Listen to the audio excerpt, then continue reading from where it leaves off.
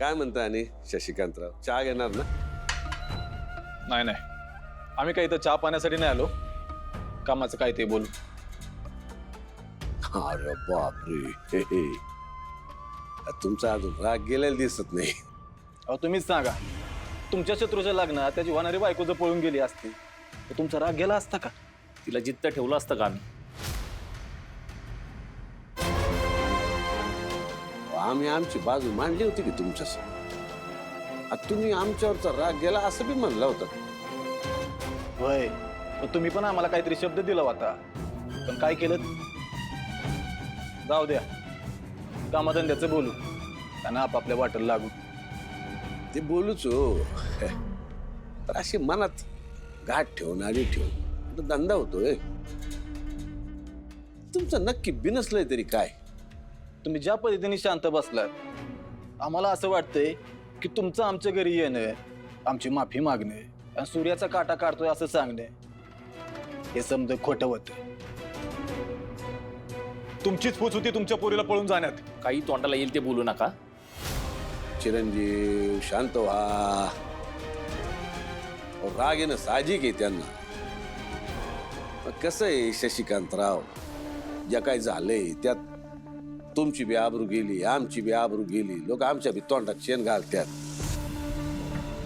पण कसं आहे, आम्हाला एक कळतं, या अशी गेलेली आबरू चिडून आदळापट करून अशी हिसकावून मिळत नाही.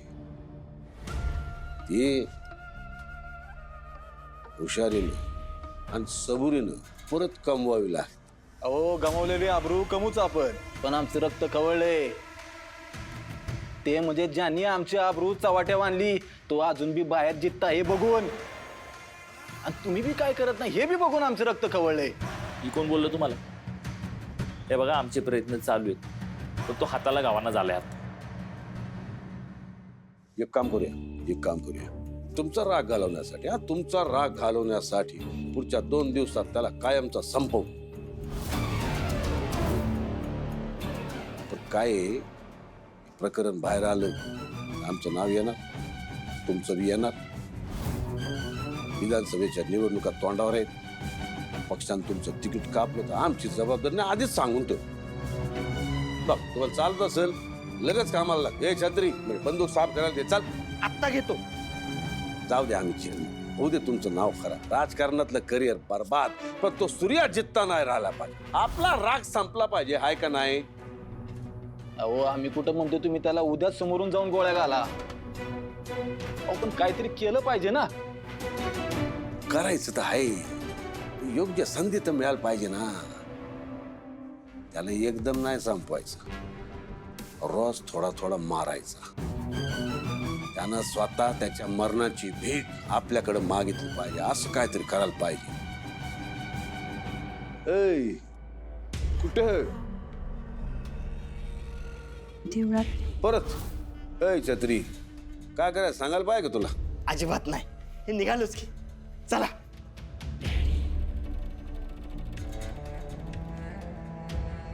बरं डॅडी, आम्ही बी निघतो. नाही नाही नाही नाही नाही नाही, चहा घेतल्या बिगर तुम्हाला आम्ही जाऊ देणार नाही. नाही तर आम्हाला कसं कळेल तुमचा आमच्यावरचा राग गेला म्हणून?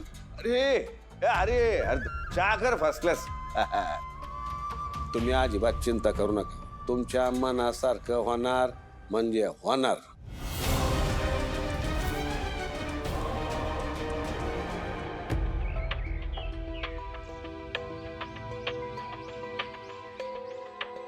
दादा, कसलं टेन्शन घेतलंयस एवढं? कालपासून बघते सतत विचारतेस, सिद्धार्थ सापडला का? तू बघितलेला माणूस सिद्धार्थच होता हे कन्फर्म झालं का? बोल ना दादा. इकडे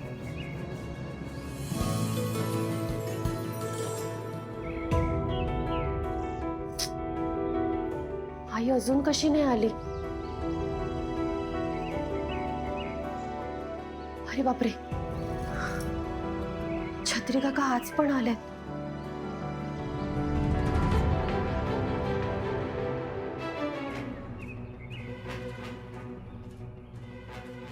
छत्री काका, आज काय तुमचा बी प्रदक्षिणा घालायचा विचार आहे का काय? नाही नाही, आधीच एवढी पायपीट झाली आहे. तुम्ही या की दर्शन घेऊन, मी थांबतो बाहेर. हा या. हा.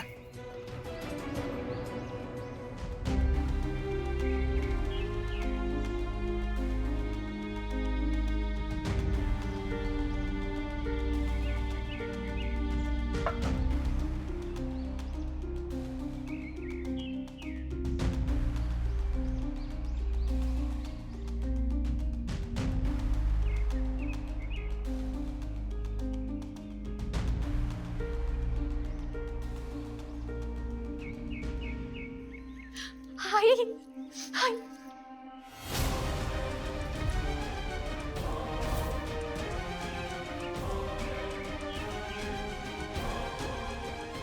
काय झालं तुला? मला बघून आनंद नाही झाला का? आई अगं बोलत का नाहीयेस? काहीतरी बोल. बोलायला काय शिल्लक ठेवलंस तू? माझा तर विश्वासच बसत नाहीये. माझ्या समोर जी उभी आहे ती खरंच माझी तुळस आहे. अगं नक्की काय झालंय? तुळजा, तुझी काय वागलीस त्याच्यासाठी आम्ही तुला कधीच माफ नाही करू शकत. तुळसा अगं, तुझ्यासाठी काय काय नाही केलं आम्ही. आगीच्या निखाऱ्यावरनं चाललो तुझ्या सुखासाठी. तुझ्यावर होणारे वार स्वतःवर झेलले. आणि तू काय केलंस? एका शब्दानंही कल्पना दिली नाहीस. लग्नाच्या भर मांडवात तू पळून गेलीस. पण आम्ही ते सुद्धा सोडून दिलं. म्हणलं ठीक आहे, लेकीच्या सुखासाठी सहन करू तेवढा आपण. पण अजून काय काय लपवून ठेवणार आहेस तू आमच्यापासनं? आमची तुळजा आमच्याशी असं वागल असं स्वप्नात सुद्धा वाटलं नव्हतं. लई मोठा विश्वासघात केलायस तू आमचा.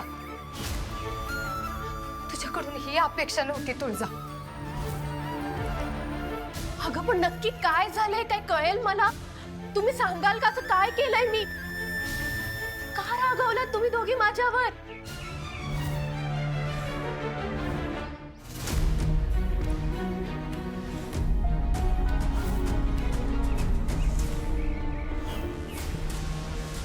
आता कळलं?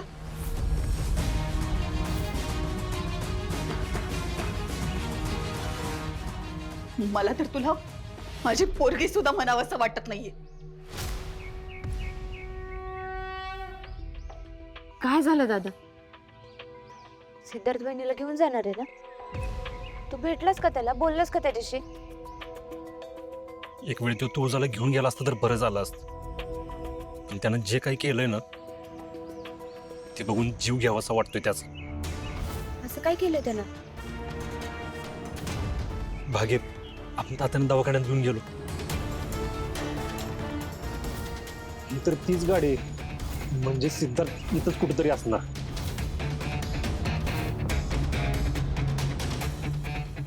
मी 1 महिन्याची प्रेग्नेंट आहे तुझ्यापासून. काहीही करून आपल्याला लग्न करावंच लागणार. कळतंय मला, म्हणूनच तर मी तुला इथे बोलवलंय. कधी करायचं आपण लग्न? इथल्या भवानी मातेच्या मंदिरात आपण जाऊन लग्न करू. म्हणजे माझा अंदाज खरा ठरला दादा. मी म्हणत होते त्याचं प्रेम नाहीये वहिनीवर. त्याने फसवलं असणार वहिनीला. वय भागे, तू म्हणत होतीस तसंच झालंय. पण मी असं तसं नाही सोडणार त्याला. त्याचा खरा चेहरा तुळजासमोर आणणार म्हणजे आणणारच.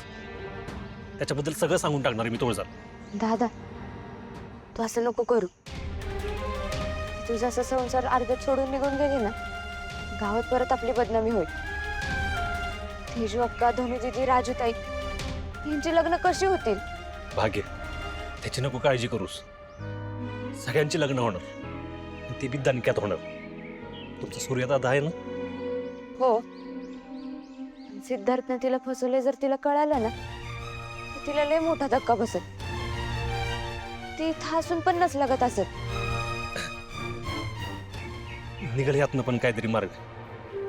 आता नवरात्रीत आहे ना, देवीच काहीतरी चमत्कार घडवल बघ. आणि मला खात्री आहे तीच मला बळ देईल.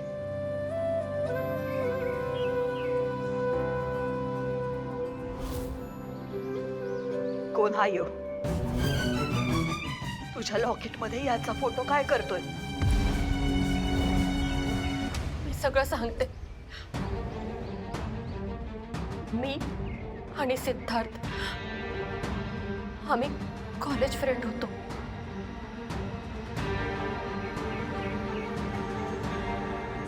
त्या माणसाला भेटवते. सूर्या, हा सिद्धार्थ. आमचं दोघांचं एकमेकांवर जीवापाड प्रेम आहे. आयुष्यात माझी फक्त एकच इच्छा आहे रे, की माझं लग्न सिद्धार्थ सोबत व्हावं. ते जर नाही झालं तर मी मरून जाईन रे.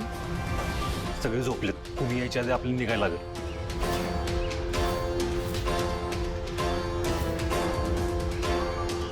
म्हणजे सूर्या तुम्हाला पळून जायला मदत करत होता.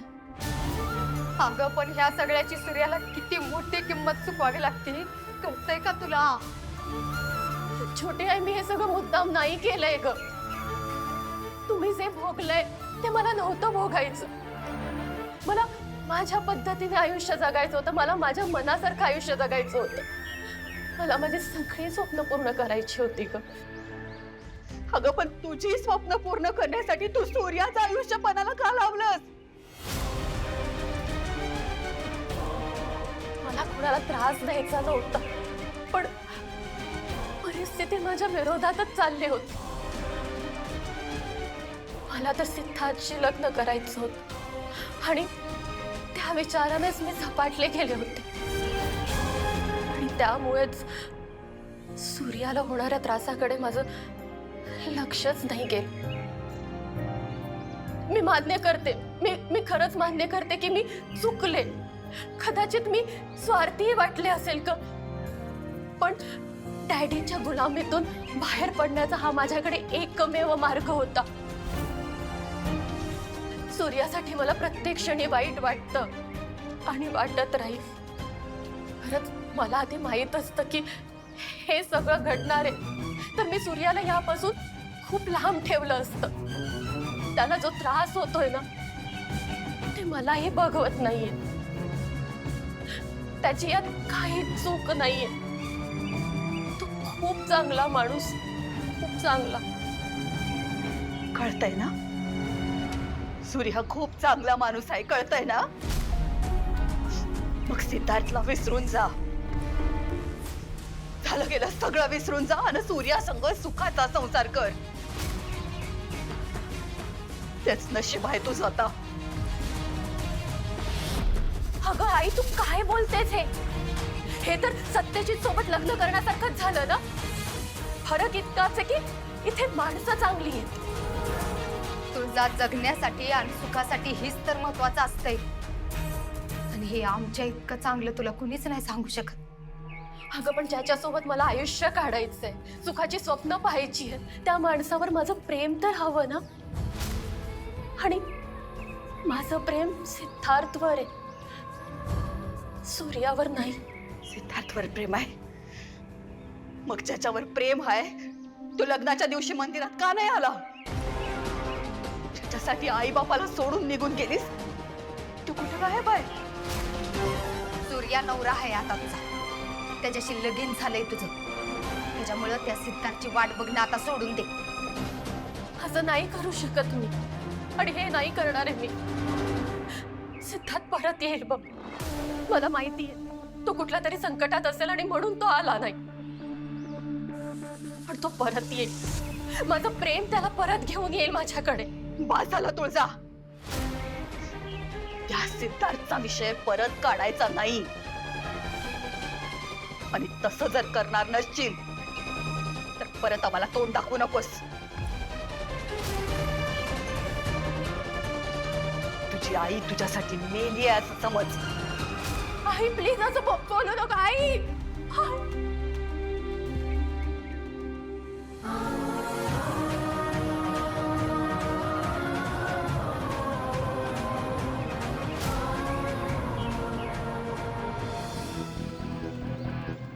कुठं?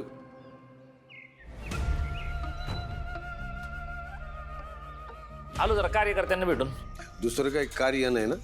आता भविष्य चमकवायचं म्हणल्यावरती त्याची तयारी नको का करायला आत्तापासून? चमकवायचंच बघा. तुमच्या बहिणीनं काळवंडलंय तसं काळवंडू नका. अशी वेळ येणार नाही डॅडी. तुम्हाला मान खाली घालायला लागेल असं काही बी करणार नाही मी. आमचा विश्वास आहे तुमच्या. डॅडी काय झालं डॅडी हा? अरे हो अरे असं नको करू. उठू. काय झालं काय झालं सांगशील का नाही? आता तुम्हीच नाही करा. त्यासाठीच बसलोय आम्ही इथं. तू बोलशील का नाही? शत्रुभायांनी भर रस्त्यात माझ्या पोरीची वाट अडवली आणि आणि काय त्यांनी जे केलं ते बोलायला सुद्धा माझी जीभ जड जाती. काय बोलतोय हा चिरंजीव? डॅडी काय नाही हो, मी फक्त विचारलं पुरीला त्या फ्रेंडशिप दिसेल का म्हणून. तर मला काय माहिती घाबरल आणि लगेच बापाला जाऊन सांगेल म्हणून. सांगायलाच पाहिजे ना. श्रीपती काळजी करू नकोस. आमच्या पोराचं चुकलं असेल त्याला चापकानं फोडून काढायला मागं पुढं बघणार नाही आम्ही. हे शहरातल्या सारखं नाही चालायचं. इथं पोरगा पोरगी एकतर भाऊ बहीण नाही तर डायरेक्ट नवरा बायको. ते फ्रेंडशिप बेनशिप सगळं शहरात. आणि इथून पुढं या गावात शत्रूच काय कोणी बी पोरगा तुझ्या पोरीकडे वाकड्या नजरान बघणार नाही. शब्द आहे आमचा. तर काय कर, हे अजून कोणाला सांगू नको. नाही सांगणार मालक. अहो तुमच्या नावाला कधी डाग लागेल असं मी वागलोय का? अरे तसं नाही रे बाबा. आमच्या पोराला वाचवायसाठी नाही म्हणत आम्ही. कसं कळत नाही तुला? अरे कसं असतं या प्रकरणात पोरापेक्षा जास्त पोरीची बदनामी होत असते. तुझ्या पोरीच्याच भल्यासाठी सांगतोय आम्ही. तुझा आमच्यावर विश्वास आहे ना? आम्ही आमच्या पोराला शिक्षा करू. काय चाललंय चिरंजीव तुमचं? हा काय चाललंय? अहो तसं नाही तसं नाही. बरं येऊ का मी? हा ये. काय चाललंय चिरंजीव? इज्जत कमवायला आम्हाला आयुष्य गमवायला लागलं. ती अशी एका क्षणात ती बी या कारणासाठी मातीत मिळवू नका. किती वेळा सांगितलंय तुम्हाला? आम्ही तुमच्या वयाचे होतो. आमची बी कुठं कुठं फ्रेंडशिप होती. त्यातली एक बी आम्ही घरापर्यंत नाही येऊ दिली. डॅडी परत अशी चूक नाही होणार.